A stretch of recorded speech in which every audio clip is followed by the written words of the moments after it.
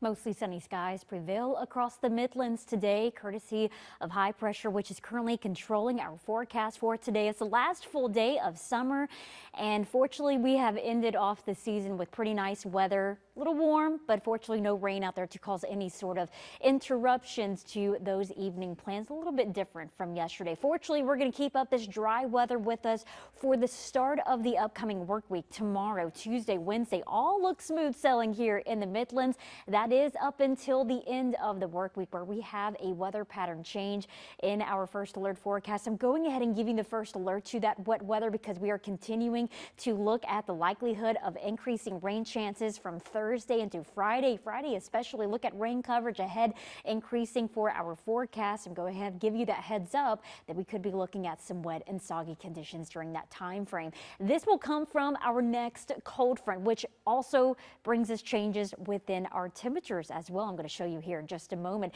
We're going to watch this cold front move in out of the west as early as Wednesday and Thursday. Probably won't make an appearance around here until the end of the day of Thursday. That's when we'll start to see scattered showers, maybe thunderstorms increase here locally near and out ahead of this front. It slowly tracks westward across the region. This keeps an opportunity of rain in the forecast for your Friday and Friday night. I think that we're going to start to see improvements around here, start to see some drier weather by Saturday and Sunday. That's when it starts to edge off to the east, and that's when we could start to see drier and cooler air move back into the Midlands, where temperatures are actually seeing going to return to a little closer to average for this time of year. But leading up to that cold front, it's going to be pretty hot. It's going to be pretty humid on a day-to-day basis. Notice all the way up through Thursday, we will see upper 80s, low 90s for about the first 4 days of fall, and then it actually could feel a little bit more like fall Friday into the weekend ahead, maybe even in through the end of our 10-day forecast. Lower and middle 80s are going to be expected during that time frame. So